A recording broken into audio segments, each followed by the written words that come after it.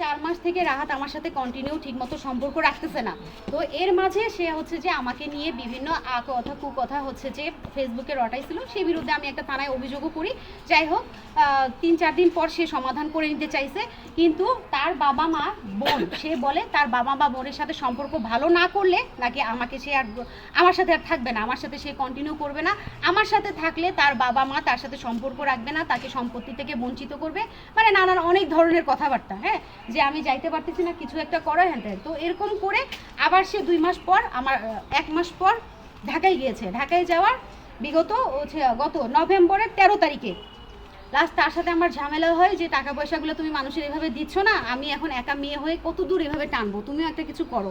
এই আমি যখন কাজের কথা বলছি, সে মানে একদম আমার গায়ে হাত তুলছে, আমার গায়ে টর্চার করছে।